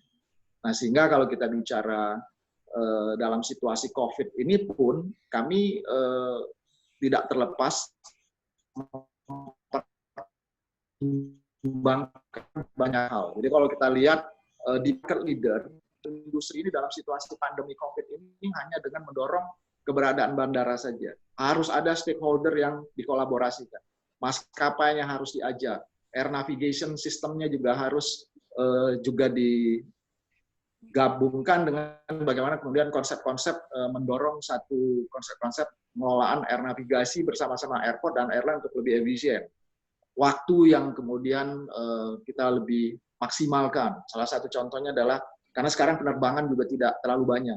Kemudian digital customer experience dalam era new normal ini menjadi penting. Orang mulai mempertimbangkan untuk hal-hal yang dalam konteks yang cepat. Kalau tidak perlu ketemu dengan orang, tidak usah ketemu. Bagaimana kemudian secara elektronis layanan bisa dipenuhi. Kemudian bagaimana waktu kemudian Bapak 3 menit lagi. Ya. Nah, ini yang kemudian konsep ini terus kita dorong dan kita kembangkan. Next, lanjut. Nah, kemudian kita juga selalu mempertimbangkan, kalau kita bicara tentang customer, kita harus selalu mengkorelasikan antara produk dan service portfolio dengan customer portfolio. Dengan cara itu kita akhirnya bisa memetakan apa yang menjadi kebutuhan dari customer. Customer needs and wants-nya itu adalah pada saat kita bisa dengan tepat dan efektif mengkorelasikan antara produk dan service portfolio dengan customer portfolio. Di Angkasa Pura II sendiri kami punya 3 kategori customer portfolio, corporate customer, business customer, dan personal customer. Dengan segmentasi ini, treatment terhadap consumer itu atau customer itu pastilah terjadi hal yang berbeda. Karena kita tidak bisa menyamakan treatment segmen customer yang satu dengan customer yang lain. Oke, next, lanjut. Nah, kemudian ada cara-cara baru juga ya. Jadi yang mungkin dalam situasi pandemi COVID ini, yang paling dipentingkan seperti tadi yang disinggung oleh Pak Alex Denny adalah bagaimana perlindungan terhadap consumer itu terjadi. Bagaimana sebagai airport operator kita memprotek consumer. Jadi consumer protection-nya harus dilakukan. Jadi kalau sebelum COVID itu tentang konteks-konteks keamanan di bandara lebih didominasi tentang physical security misalnya. Tapi dalam era pandemi COVID ini, pendekatannya tidak cukup hanya physical security saja. Ada satu terminologi baru yang kita sebut dengan biosecurity. Biosecurity itu adalah bagaimana memproteksi consumer dalam pendekatan-pendekatan tentang health and safety yang memang berdasarkan protokol kesehatan dan protokol keamanan dari pelayanan penumpang di bandara. Ada physical distancing, ada health screening, kemudian processing-nya touchless, ya. Penjaminan terhadap cleanliness and sanitizing seluruh fasilitas di bandara, termasuk juga people protection. Karena kalau tidak, consumer merasa dia tidak nyaman, dia tidak merasa secure. Benar nggak saya ada di bandara yang people-nya sendiri atau pelakunya atau pelaksananya atau pekerja di bandara itu juga terlindungi. Karena kalau tidak, dia menjadi sebuah potensi yang bisa mentransmisi penularan dan lain sebagainya. Oke, next, lanjut. Nah, ini kemudian konsep-konsep passenger journey-nya pun di bandara sudah mulai kita modifikasi. Kami menyebutnya dengan konsep digital, yaitu physical dan digital kita gabungkan menjadi satu. Karena tentu saja hal-hal seperti ini menjadi sesuatu yang sangat berbeda. Kalau sebelumnya kita sangat concern dengan persoalan-persoalan digitalisasi, tapi dalam situasi COVID ini kita juga tetap mempertimbangkan adanya physical evidence dan termasuk juga physical yang berbasis services yang memang harus dilayani oleh dengan orang. Khususnya yang berkaitan dengan jaminan kesehatan tadi. Next, lanjut. Nah, ini beberapa contoh saja bagaimana juga untuk bisnis customer, ya, kita juga memahami industri sedang sulit, ya, ada proses recovery yang kita juga butuh waktu. Jadi beberapa perlindungan dengan customer yang kami lakukan, misalnya katakanlah dengan tenan, kita tidak lagi hanya menekankan terhadap minimum omset yang harus dicapai, tapi juga berbasis real sales misalnya. Jadi itu memudahkan atau meringankan buat mereka. Jadi mereka tidak punya target tertentu, tapi berdasarkan dari real sales atau real omset. Termasuk kita juga untuk Spacelist kita berikan diskon dan lain sebagainya. Oke, next lanjut. Nah, itulah kemudian ada 2 program besar ya yang kami hubungkan tidak hanya secara korporasi tapi outputnya adalah bagaimana kemudian akhirnya juga stakeholders itu termanage dengan baik. Jadi kalau tadi saya sebut ada program-program yang menjadi inisiatif di business survival, ada 3 program di sini yang kami jalankan sampai dengan hari ini masih konsisten karena per minggu kita tetap jalankan. Sampai dengan akhir Juni kita sudah melakukan 14 putaran ya dengan berbagai corrective action di bidang-bidang workforce protection, kemudian bagaimana menjaminkan cash flow perusahaan, dan juga kegiatan-kegiatan yang memang kita jaminkan dalam konteks-konteks menjaga indikator di P&L atau business performance kita. Tetapi yang lebih penting juga, next, di luar dari business survival initiative, dalam konteks new normal ini, lanjut, kami juga menjalankan program-program yang berbasis new normal initiative. Jadi program-program yang kita dorong, itu adalah kami tetapkan program utamanya yang berbasis dengan arahan dari Kementerian BUMN tadi, ya, kami tetapkan output-nya, kami tetapkan approach-nya, dan kami tetapkan indicator-nya. Jadi kalau ditanya pendekatan-pendekatan ini lebih mendekati dengan polanya ADLI, ya. Jadi approach, deployment, learning, dan integration-nya KPKU. Jadi belajar dari KPKU sebenarnya menjiwai apa yang tadi kami susun dalam program Business Survival Initiative dan di New Normal Initiative Program. Next. Nah, yang terakhir mungkin slide ini mengingatkan saja bahwa seperti tadi kami singgung, perjalanan kami mengelola pencapaian di kinerja perusahaan unggul yang dalam bentuk kriteria KPKU dari 2013 sampai 2019, puncaknya alhamdulillah di 2019 angka Sapura 2 masuk dalam kategori industry leader, dan harapan kami untuk selanjutnya scoring ini dapat terus kita tingkatkan. Demikian Pak Firmanto, terima kasih atas perhatiannya, terima kasih juga kepada Forum Excellent BUMN atas kesempatan yang diberikan kepada PT Angkasa Pura II. Billahi taufiq wal hidayah, assalamualaikum warahmatullahi wabarakatuh. Waalaikumsalam warahmatullahi wabarakatuh. Terima kasih banyak Pak Awaludin, sharing session yang baik sekali. Bapak-bapak Ibu sekalian, kita akan masuk ke sesi tanya jawab. Tapi sebelumnya kita perlu juga istilahnya memahami persis ya, artinya apa yang sudah disampaikan oleh Pak Awaludin adalah bentuk daripada sharing session dalam implementasi kriteria penilaian kinerja unggul ya. Sementara yang disampaikan oleh Pak Arif Safari adalah penekanan daripada protection, perlindungan daripada konsumen itu sendiri. Ada beberapa pertanyaan, Bapak-Bapak sekalian. Kalau lihat partisipannya ini ada 90 ya dari yang masuk, cukup banyak sekali pertanyaan-pertanyaan. Ini salah satunya pertanyaan muncul dari Bapak Arif Budi Purnama Kamirin. Ada 2 pertanyaan menarik sini. Pertama yaitu ditanyakan kepada Pak Arif Safari, sama-sama Pak Arif ini. Pertama, banyak kejadian sehari-hari yang berkaitan dengan nomor seluler. Ini terkait masalah telepon nih Pak. Misalkan ada penawaran produk, tapi jangan ini bukan BNI nih Pak ya. Berkaitan dengan nomor produk, misalnya ada penawaran produk atau jasa yang masuk pada pemilik nomor seluler yang berlangganan pada provider tertentu, yang menjadi pertanyaan sampai sejauh mana melindungi pelanggannya dengan nomor selulernya bisa diketahui oleh pihak produsen, sehingga dapat menghubungi melalui voice, image, atau gambar, iklan, dan sebagainya. Menurut BPKN, bagaimana sikap pelanggan menghadapi kenyataan ini? Itu pertanyaan pertama, Pak. Tapi mungkin bisa langsung dijawab dulu, Pak. Silakan, Pak. Audionya, Pak. Audionya. Oke, maaf.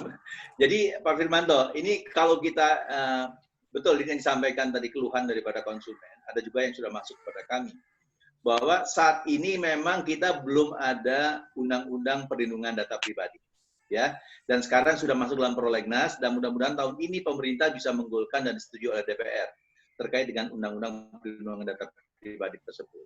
Jadi sekarang banyak data-data dari yang dimiliki misalnya oleh pihak-pihak pelaku usaha seluler ini kemudian bocor nih, ya. Dan juga dari perbankan bocor juga, ya. juga dari e-commerce bocor juga datanya gitu ya, dan akhirnya bisa diperjualbelikan di black market itu. Nah, oleh karena itu kita memang ajuan hukumnya sekarang belum ada secara tegas mengenai itu, walaupun di Undang-Undang ITE ada, cuman tidak tegas itu ininya undang-undangnya. Oleh karena itu pemerintah mengusulkan kembali namanya Undang-Undang Perlindungan Data Pribadi. Mudah-mudahan ini sudah dalam prolegnas Pak tahun ini dan bisa segera dikeluarkan tahun ini. Demikian Pak Firmanto. Oke, terima kasih Pak. Artinya ini termasuk daripada apa? Bertindak dalam sanksi terhadap produsen yang menjual tadi ya. Ya, Oke, betul. sekarang ada pertanyaan yang berikutnya. Ini apa? Untuk Pak Arif juga nih. Terkait masalah apa parameter yang dilarang bagi pelaku usaha. Ya.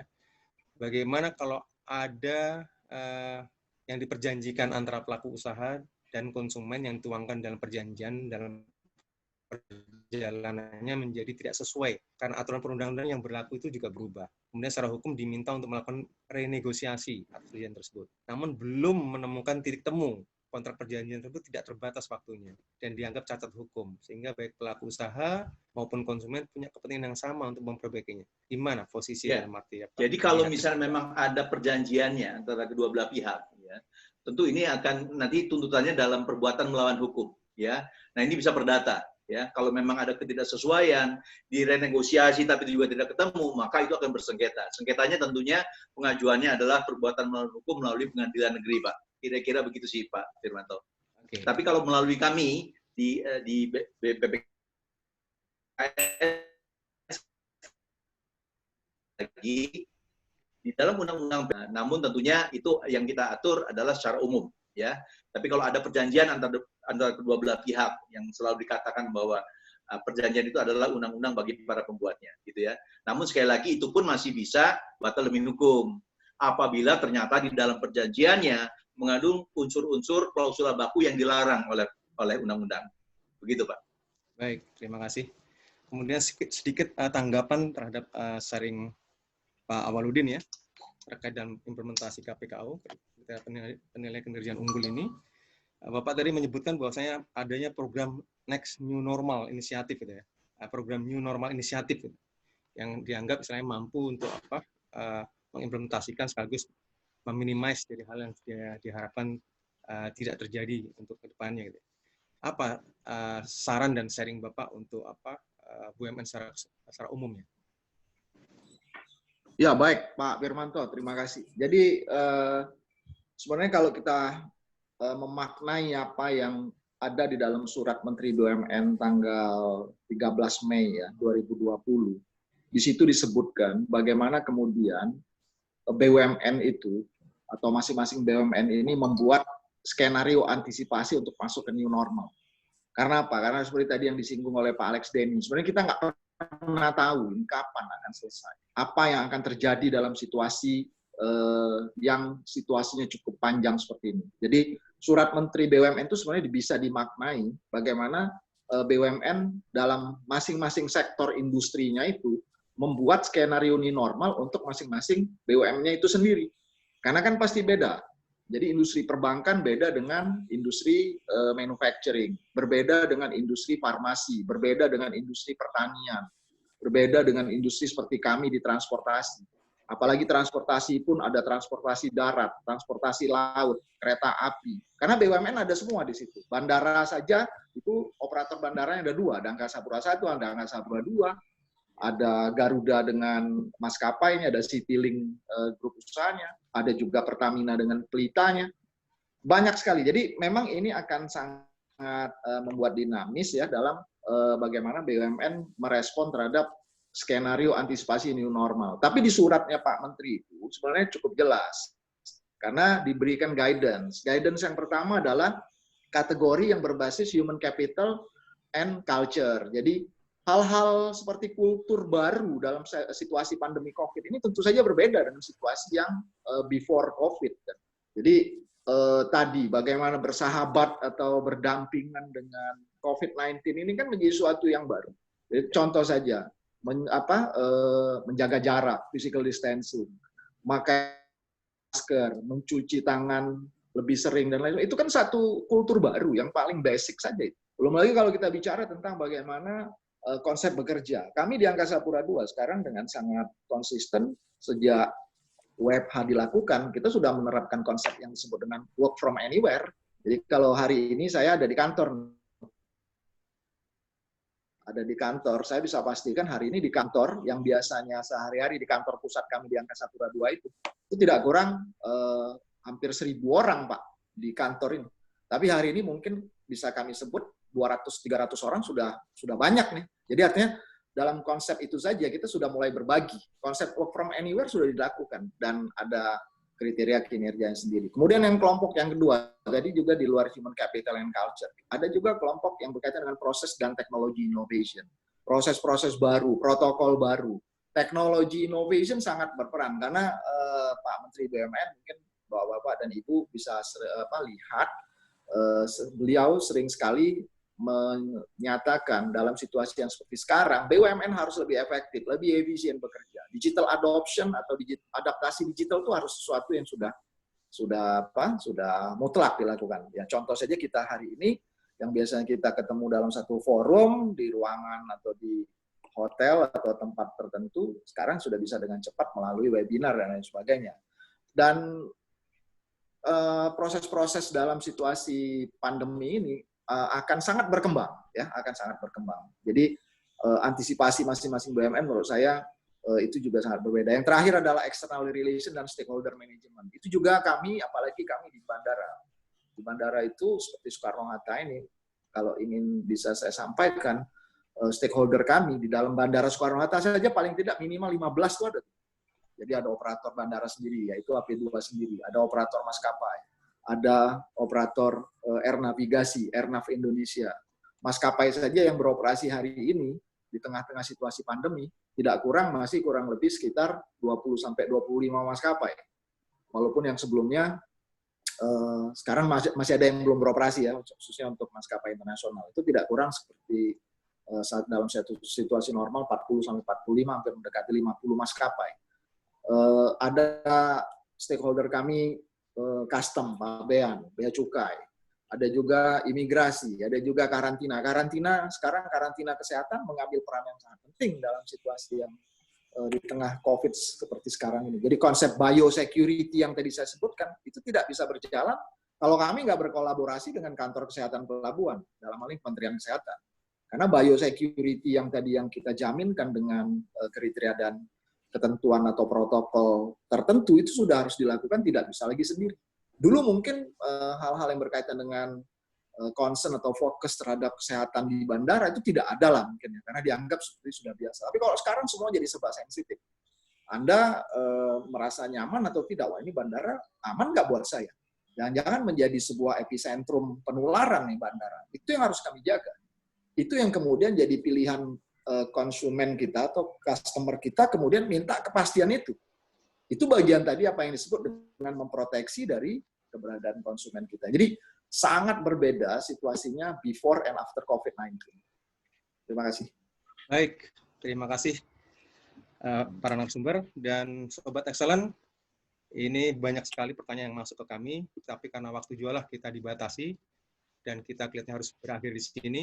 Sekali lagi terima kasih saya ucapkan kepada Bapak Arif Sapari yang telah menjelaskan secara komprehensif dan jelas dari slide-slide presentasinya, dan kami juga berharap para pelaku atau BUMN-BUMN yang setelah menerapkan KPK ini bisa juga ikut ambil peran dalam anugerah Raksanugraha ini, karena ini juga sifatnya adalah free dan istilahnya ini adalah melalui kuesioner, sehingga secara tidak langsung juga sambil menyiapkan dokumen KPK untuk asesmen berikutnya.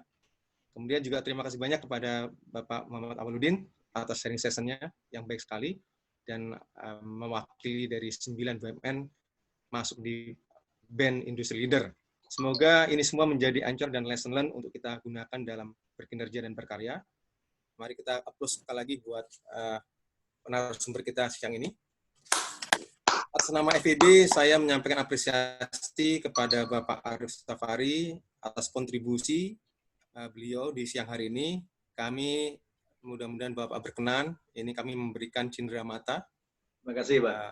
Ya, jadi ini ada logo FEB-nya, Pak. Mudah-mudahan FEB dikenang dan istilahnya FEB siap berkolaborasi dengan BPKN untuk kedepannya, Pak. Kemudian Yang kedua juga kepada Bapak Muhammad Awaludin atas kontribusi Bapak, kami juga setelahnya ada sedikit cendera mata dan Bapak juga berkenan. Terima kasih juga, Pak. Iya, terima kasih. Banyak. Dan kepada semua peserta yang telah hadir dalam acara siang hari ini, Collaboration for Excellence, akan diberikan e-sertifikat yang akan dikirimkan ke email masing-masing. Kemudian dalam acara Collaboration for Excellence ini juga kami memilih 2 peserta terbaik dan akan diberikan apresiasi yang akan kami kirimkan ke alamat korespondensi masing-masing, yaitu pertama Bapak Arif Kamirin dari PLN, kemudian ini Ibu Puri dari PT JIP. Ya. Baik, Bapak sekalian, selanjutnya waktu akan saya kembalikan kepada MC kita. Dan sekali lagi sampai jumpa dalam acara webinar FIB berikutnya. Assalamualaikum warahmatullahi wabarakatuh. Silakan Pak Diala. Waalaikumsalam warahmatullahi wabarakatuh. Baik, terima kasih Pak Firman atas moderasi sharing session hari ini. Bapak dan Ibu yang kami hormati, kita telah mengikuti rangkaian sosialisasi Raksanugraha Indonesian Consumer Protection Award 2020 hari ini. Mari kita berikan aplaus kepada Pak Arif dan juga Pak Awaludin dan juga Pak Firman yang telah sharing pada hari ini. Baik, Forum Excellence BUMN menambahkan apa yang disampaikan oleh Pak Firmanto tadi, menyampaikan juga penghargaan berupa e-certificate kepada narasumber. Nanti ini adalah e-certificate-nya. Nanti dari Forum Excellence BUMN akan mengirimkan hard copy-nya kepada Pak Arif dan juga Pak Awaludin. Terima kasih. Jadi sertifikat yang pertama kepada Pak Arif dan yang kedua kepada Pak Awaludin, dan tadi menyambung yang disampaikan oleh Pak Firmanto, semua peserta yang hadir hari ini akan diberikan e-certificate saja ya untuk semua peserta. Jadi nanti akan dikirimkan melalui email masing-masing yang telah diregistrasikan. Selanjutnya, mohon Bapak dan Ibu untuk dapat mengisi link evaluasi kegiatan. Link tersebut dapat diakses melalui chat room atau screenshot link ini yang ada di screen saat ini. Dan mohon bantuan dan kerjasama Bapak Ibu terkait link evaluasinya supaya dapat diisi, supaya ini menjadi bahan evaluasi di dalam program-program webinar FEB ke depan. Kami berharap Bapak dan Ibu mendapatkan manfaat dari acara hari ini untuk kita mampu melangkah maju menghadapi tantangan-tantangan di depan kita dengan terus menguatkan prinsip-prinsip kinerja excellent, terutama perlindungan konsumen di tengah pandemi. Di situasi pandemi ini, tadi pesan dari Pak Alex Denny ya, menjadi influencer berarti bagaimana protokol COVID-19 itu juga dengan patuh untuk kita tegakkan di dalam aktivitas keseharian kita, di perusahaan maupun di rumah atau di mana saja. Terima kasih kami ucapkan sekali lagi dan apresiasi yang tinggi kepada tadi Pak Alex Denny, Deputi Bidang SDM Teknologi dan Informasi Kementerian BUMN. Lalu yang kedua, Komisioner Badan Perlindungan Konsumen Nasional, Pak Arif Safari, Direktur Utama PT Angkasa Pura II Persero, yang telah sharing bagaimana tips kiat menjadi industry leader ya. Salah satu yang sharing terkait dengan experience dan juga kiat sukses menjadi industry leader, Pak Muhammad Awaludin, dan moderator kita hari ini yang telah memandu jalannya sharing session dengan excellent, Bapak Firmanto Purdi, dan juga Pak ini yang tadi paling depan yang membuka acara. Dan kita minta untuk Pak Agung Yunanto, kalau tadi sudah dibuka, otomatis kan harus ada closing remarks, Pak Agung. Silakan Pak Agung untuk memberikan closing remarks. Baik, terima kasih Pak Diala. Sekali lagi, terima kasih dan apresiasi yang setinggi-tingginya pada Pak Arif yang telah menyampaikan pemaparan anugerahnya. Kemudian yang kedua Pak Awaludin yang sudah senantiasa memberikan support untuk FEB dulu pada saat bisnis BUMN Performance Excellence Award, sekarang pada webinar kali ini. Terima kasih, baik sekali Pak presentasi Bapak. Semoga presentasi webinar Bapak dicatat sebagai ilmu yang bermanfaat dan dicatat sebagai amal soleh Allah SWT. Amin. Amin. Ya Allah, ya Amin. Dan kepada teman-teman semua, sobat-sobat excellence yang hadir pada kesempatan kali ini juga mengucapkan terima kasih. Selamat kembali ke tugas masing-masing dan selamat nanti kembali juga bergabung bersama kami pada saat webinar FEB berikutnya. Demikian, terima kasih sekali lagi untuk semuanya. Pak Dialah yang luar biasa. Wassalamualaikum warahmatullahi wabarakatuh. Waalaikumsalam warahmatullahi wabarakatuh. Terima kasih Pak Agung, Pak Firmanto. Pak Awaludin ditunggu registrasinya, Pak, Raksa Nugraha.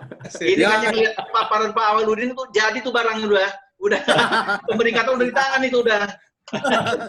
Baik, Bapak dan Ibu, kami perlu menyampaikan kembali ya jadwal pelaksanaan penganugerahan Raksa Nugraha ICPA 2020. Ini batas akhir penerimaan berkas ini untuk mengulang presentasinya Pak Arif tadi adalah tanggal 30 Juli 2020. Selanjutnya, Forum Excellence BUMN akan mengadakan webinar Global Business Excellence Conversations. Ini sekaligus mengundang Pak Awaludin dan juga Pak Arif ini untuk dapat mengirimkan wakilnya hadir dalam acara FEB tanggal 13 Juli. Ini ada speaker dari Kanada, Dawn Ringrose. Beliau akan sharing the real-time excellence results for Indonesia. Sebagai informasi, kurang lebih 1 bulan, kita melakukan global research berkolaborasi dengan Dawn Ringrose dan kita akan mendengarkan pemaparan snapshot dari Dawn Ringrose hasil dari riset 1 bulan ini supaya menjadi perspektif bagi BUMN untuk bagaimana lebih meningkatkan kinerja excellence-nya. Selanjutnya di tanggal 24 Juli kami juga mengundang Pak Awaludin dan juga jajaran C-Suites dan juga Pak Arif. Ada kolaborasi yang FEB lakukan dengan IMD, di mana Pak Alek Denny juga kita jadwalkan untuk menjadi keynote speaker-nya, dan ada narasumber dari Garuda, Pak Irfan, dan dari IMD, ini Profesor kelas dunia, Profesor Omar Taulen, dan juga Profesor Profesor Mikolaj. Nah, ini akan kita lakukan di tanggal 24 Juli. Mudah-mudahan segala sesuatunya bisa berjalan dengan lancar dan sukses. Sebelum kita akhiri, kita akan abadikan momen ini dengan foto panelis bersama. Mas Adit bisa minta tolong, kita akan foto panelis secara bersama-sama. Semuanya untuk tersenyum, mengepalkan tangan, menunjukkan semangat luar biasa, semangat yang excellent. Oke, terima kasih. Sebelum kita berpisah, kita tadi membuka acara dengan berdoa, dan marilah kita bersama-sama juga untuk bersyukur atas nikmat anugerah dan juga berkah sharing, dapat ilmu pengetahuan dari Pak Arif dan juga Pak Awaludin, serta tadi di depan Pak Alek Denny. Mari kita berdoa menurut agama dan kepercayaan masing-masing. Berdoa dimulai.